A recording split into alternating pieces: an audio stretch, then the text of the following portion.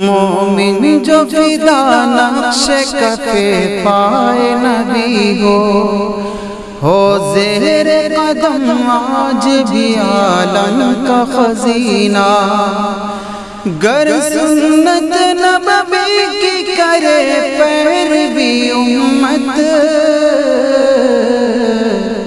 طوفان سے نکل جائے گا پھر اس کا سفینہ، طوفان سے نکل جائے گا پھر اس کا سفینہ۔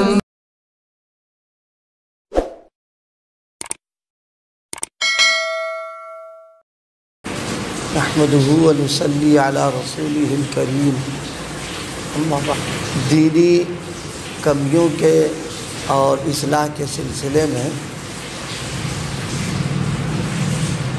بزرگوں نے 4 باتیں لکھی ہیں۔ ایک کا تذکرہ کیا تھا، محاسبہ کرنا۔ دوسری چیز مواخات۔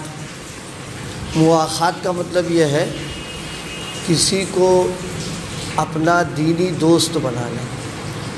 ایک تو اعزاء اقربا تعلق والے رشتہ دار تو ہوتے ہیں اپنے، لیکن کسی آدمی سے اپنا صرف دین کی بنیاد پر اس سے دوستی یا اس سے تعلق رکھنا، دینی دوست بنانا، یہ ایک بہت بڑا عمل ہے۔ ایک روایت میں آپ صلی اللہ علیہ وسلم نے فرمایا ہے کہ جو آدمی اللہ کے لیے محبت کرے اور اللہ کے لیے دشمنی کرے اور اللہ ہی کے لیے کسی کو کچھ دے اور اللہ ہی کے لیے کسی کو کچھ نہ دے، اعطا للہ منع للہ، تو آپ نے فرمایا یہ 4 باتیں جس میں ہوں گی فقد استکمل الایمان، اس نے اپنے ایمان کو مکمل کر لیا، قابل کر لیا۔ تو گویا کمال ایمان میں دینی دوست بنانا داخل ہے۔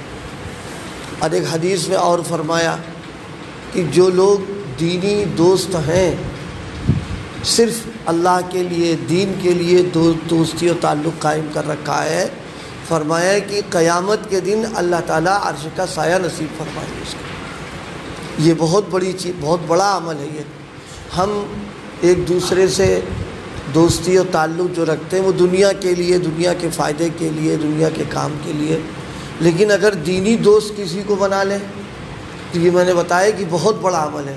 کمال ایمان میں اس کو دخل ہے اور قیامت کے دن عرش کا سایہ بھی اللہ نصیب فرمائے گا۔ دینی دوستی کا کیا مطلب ہے؟ دینی دوستی کا مطلب یہ ہے کہ ایک دوسرے کے ساتھ میں دینی اعتبار سے ہمدردی اور خیرخواہی کرنا۔ اگر کوئی چیز قابل اصلاح نظر آ رہی ہے، کوئی کمی نظر آ رہی ہے، کوئی خلاف شریعت کام کر رہا ہے، تو وہ دینی دوستی کا تقاضا ہے کہ اس کو توجہ دلاتے کہ بھئی دیکھو یہ کام غلط کر رہے ہیں۔ گویا دینی دوستی میں معاہدہ اسی بات کا ہوتا ہے کہ ہم دونوں ایک دوسرے کے لیے دینی اعتبار سے ہمدردی اور خیرخواہی کا معاملہ کریں گے۔ ہمارے اندر کمی ہوگی تم بتا دینا، تمہارے اندر کمی ہوگی تم بتا دینا۔ یہ تعلق ایسا ہوتا ہے کہ اس تعلق میں آپس میں جو روک ٹوک کا سلسلہ ہوتا ہے، اس سے دوستی میں فرق نہیں پڑتا، بلکہ دوستی اور مضبوط ہو جاتی ہے اس میں، کیونکہ اللہ ہی کے لیے معاملہ کر رکھا اس نے۔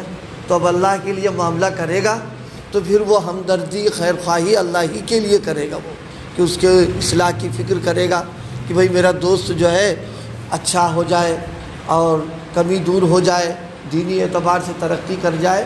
یہ ہے اس کی بنیاد۔ اس میں یہ ایک ایسا تعلق ہے کہ صحابہ کرام رضوان اللہ علیہم اجمعین نے اس کا خوب فائدہ اٹھایا، یعنی ان کو خوب فائدہ ہوا، حتیٰ کہ علم کی نعمت اور دین کا علم اسی ذریعے سے انہوں نے حاصل بھی کیا ہے۔ آپ جب مدینہ پاک تشریف لائے ہیں تو لانے کے بعد ایک عمل یہ بھی آپ نے کیا، مہاجرین اور انصار، یعنی جو ہجرت کرنے والے وہ اور جو مدینے میں رہنے والے وہ، ان دونوں کے درمیان مواخات قائم کر دی تھی کہ تم فلاں کے دوست ہو، تم فلاں کے دوست ہو۔ تو اس مواخات کا فائدہ کیا ملا؟ 2 فائدے ملے، اور دونوں تاریخی اعتبار سے بے مثال چیز دونوں ملی۔ مکہ معظمہ سے جو لوگ ہجرت کر کے گئے تھے وہ بالکل اجڑ کے گئے یہاں سے، نہ تو رہنے کا مکان ان کے پاس ہے اور نہ ذریعے معاش ان کا کچھ رہ گیا، یہیں تجارت ہے، ملازمت ہے، سب ختم ہو کے چلے گئے تھے وہ۔ لیکن مواخات کی بنیاد پر وہ جا کر کے ایسے وہاں آباد ہو گئے اور ایسا انہوں نے ان کو وہاں ملا جیسے مکے میں رہا کرتے تھے، یعنی بالکل جماؤ پیدا ہو گیا۔ یہ آپ صلی اللہ علیہ وسلم کی آج کل کے الفاظ میں پالیسی جو تھی، یہ آباد کاری کی آپ نے جو اختیار فرمائی ہے، صبح قیامت تک کسی کے دماغ میں ایسا نہیں پیدا ہوگا جو آپ نے کیا ہے۔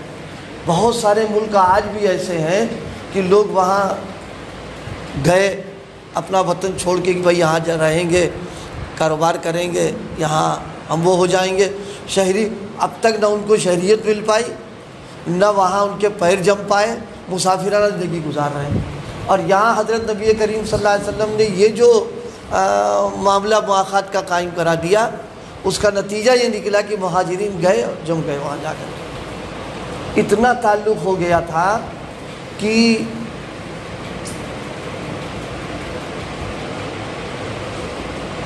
انصار نے اپنی جائیداد پیش کر دی، کہا کہ جائیداد ان کو شریک کر دیجیے ہمارے، اور اپنی بیویوں تک کو پیش کر دیا، کیونکہ جو پردہ تو حکم آیا نہیں اس وقت تک تھا۔ جس کی 2 بیویاں تھیں فوراً پیشکش کی کہ ایک سے جس کو تم پسند کرو ہم اس کو علیحدہ کر دیں، تم شادی کرو۔ اتنا مطلب ایثار کا معاملہ، یہ اخوت کا ہی نتیجہ تھا۔ یہ اللہ پاک نے اسی نعمت کا قرآن پاک میں تذکرہ کیا احسان کے طور پر۔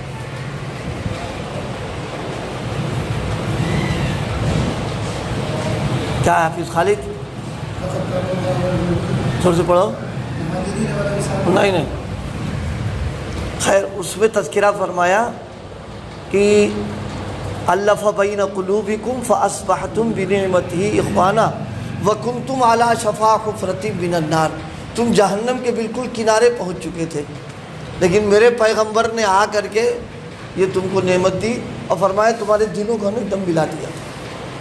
یہاں آج خونی رشتے کے باوجود دل نہیں مل پاتا ہے، اور وہاں کوئی رشتہ ہی نہیں تھا، لیکن ایسا دل ملا ہے لوگوں کا کہ جب حضرات انصار کو ایک موقع پر نبی کریم علیہ الصلوۃ والسلام نے کچھ دینا چاہا، انہوں نے فوراً کہا مہاجرین کو نہیں، مطلب ان کو دیجیے تب لیں گے ہم۔ تو آپ نے فرمایا کہ یہ اس وقت موقع ان کے دینے کا نہیں ہے، تو فرمایا پھر نہیں لیں گے ہم۔ یعنی اس قدر اتنا تعلق پیدا ہو چکا تھا۔ تو اب ظاہر ہے یہ چیز جو پیدا ہوئی اخوت فی الدین کی بنیاد پر ہوئی تھی۔ دوسرا زبردست فائدہ دینی یہ ہوا کہ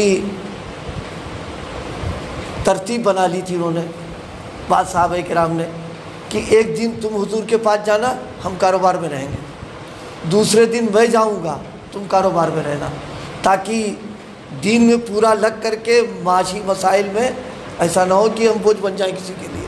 یہ اعتدال کی تعلیم کہ دینی اعتبار سے محنت بھی کر رہے ہیں اور کمانے کی بھی فکر۔ آج کل جیسے ہم لوگوں کے ہاں بعض اوقات بے اعتدالی اتنی پیدا ہو جاتی ہے کہ دینی اس میں لگ گئے، اب بیوی ہیں، بچے ہیں، خود اپنے ہیں، اور ماں باپ ہیں، ان کا خرچ کہاں سے ہوگا، کھانا کہاں سے، پینا کچھ نہیں۔ شریعت نے اس کی اجازت تھوڑی نہ دی ہے، صحابہ نے عمل کر کے بتا دیا کہ وہ دونوں نے طے کر لیا ایک دن تم حضور کیا رہنا، اور دن بھر کی باتوں کو محفوظ کرنا، مجھے آگے بتانا، دوسرے دن ہم جائیں گے، ہم محفوظ کر لیں گے، تم کو آگے بتا دیں گے۔ یہ اخوت کا فائدہ اس کے اندر۔ تو اصلاح کے لیے اخوت فی الدین، کسی کو دینی دوست بنا لے اپنا، اور دینی دوست کی بنیاد یہی رہے گی کہ بھائی دینی اعتبار سے ہم ایک دوسرے کی ہمدردی اور خیر خواہی کریں۔ اگر دوستی ہونے کے باوجود اس کی برائی، کمیوں پر، غلطیوں پر روک ٹوک نہیں کر رہا، یہ خیانت و بددیانتی کی بات ہے۔ اس لیے کہ جب رشتہ ہی اسی بنیاد پر کیا تو بتائے تو جائے اس کے اوپر۔ دیکھیے آج ذہن کیسا تبدیل ہو گیا ہم لوگوں کا ہے کہ کاروبار کی لائن میں اگر کوئی تجربے کار ہم کو آ کے کچھ ہدایت دے دے کہ بھئی تم غلطی کر رہے ہو، یہ تم کو یہ کام ایسے کرنا چاہیے، تو ہم کو ناگوار نہیں ہوتا ہے، ہم شکر گزار ہوتے کہ اچھا آپ نے مجھے بتا دیا. لیکن دینی اعتبار سے عجب ذہن ہو گیا ہمارا کہ اگر کوئی آ کے ٹوک دے کہ رکوع تمہارا ٹھیک نہیں ہوا یا تمہارا قرآن صحیح نہیں ہو رہا ہے، تم نے مسئلے، بس ایک دم چہرہ بدل جاتا ہے اور فوراً کہتے ہیں کہ تم کو اپنی قبر میں جانا، ہم کو اپنی قبر میں جانا ہے، تم اپنی فکر کرو. یعنی دنیا کے اعتبار سے تو ہم اس کو سمجھیں گے بہت بڑی اس نے خیر خواہی کر دی، اور دینی اعتبار سے کسی نے ٹوک دیا اگر اس کی خیریت نہیں، بلکہ اس سے ملنا جلنا سلام کرنا ہم بند کر دیتے ہیں. یہ ہماری دینی اعتبار سے وہ انتہائی گراوٹ اور ناقدری کی باتیں ہیں. اور صحابہ کرام سے جنہوں نے دینی اخوت قائم کر لی تھی، ماشاءاللہ کیا پوچھنا، کہ ایک دوسرے کو روک ٹوک کرتے تھے، توجہ دلاتے تھے، بتاتے تھے، وہ خوش ہو جاتے تھے. کیونکہ آپ صلی اللہ علیہ وسلم نے صحابہ کا مزاج، بلکہ پوری امت کو آپ نے ایک بات یہ بتائی کہ دیکھو دین کی بات اگر تم کو کہیں مل جائے تو یوں سمجھو جیسے تمہاری کھوئی ہوئی پونجی مل گئی. ہماری رقم اگر کہیں گر جائے، مان لیجیے نالی میں گر گئی اور کسی نے آگے بتا دیا کہ وہاں پڑی ہوئی ہے، تو کیا ہم یہ سوچیں گے کہ نالی ہے وہ؟ فوراً ہاتھ ڈال کے اس کو اٹھا لیں گے ہم. تو جیسے گری ہوئی پونجی کو ہم قدردانی کے ساتھ میں اٹھاتے ہیں، ایسے دین کی ایک ایک باتیں فرمائے تمہاری پونجی ہے. الکلمۃ الحکمہ ضالۃ المؤمن حیث وجدہا فہو احق بہا، جہاں مل جائے وہ تمہارا حق ہے، اس کو تم فوراً لے لو تم اس کو وہاں پر. تو آج جو گزارش کی ہے وہ یہ کہ اصلاح کے لیے، دینی اعتبار سے بننے سنورنے کے لیے ایک نسخہ ہے مواخات، یعنی آپس میں دینی بھائی بنا لینا. آپ صلی اللہ علیہ وسلم نے یہ عمل 2 بار کیا ہے. مکہ معظمہ میں جو لوگ تھے ان کو آپس میں ایک دوسرے کا بھائی بنایا، اور جب مدینے آ گئے تو یہاں پر بھی آپ نے ایک دوسرے کو بھائی بنا دیا. مواخات. مدینہ پاک میں مہاجرین زیادہ تھے، انصار کم تھے. جب بھائی چارگی ہوگی، ایک آدھ بچ گئے، تو مہاجرین جو تھے ان کو افسوس ہوا کہ یہ نعمت تو ہم کو نہیں ملی. تو آپ نے فرمایا تم میرے بھائی ہو، یعنی خود آپ بھی مہاجر تھے، ان سے کہہ دیا تم میرے بھائی ہو. تو وہ بہت خوش ہو گئے کہ حضور سے مواخات قائم ہو گئی، اس سے بڑی ہماری خوش نصیبی اور کیا ہو سکتی ہے اس میں. تو اس سے معلوم ہے بھائی کسی کو دینی دوست بنا لینا. حضرت رحمۃ اللہ علیہ، اللہ ان کی قبر کو نور سے بھرے، ہم لوگوں کو بار بار توجہ دلایا کرتے تھے کہ بھئی تم لوگ اساتذہ آپس میں ایک دوسرے کو دینی دوست بنا لو. دینی دوست بناؤ گے، اس سنت پر عمل کرنے کا فائدہ بھی ملے گا، اور دوسرا فائدہ یہ ہوگا کہ علمی ترقی ہوگی، عملی ترقی ہوگی، دینی فائدہ ہوگا اس پر. یہ حضرت رحمۃ اللہ علیہ کی ہدایت تھی، اور توجہ حضرت بار بار ہم لوگوں کو دلایا بھی کرتے، اس کا نفع بھی ہوا. اللہ پاک ہم سب کو عمل کرنے کی توفیق عطا فرمائے. سبحان اللہ و بحمدہ، سبحان اللہ.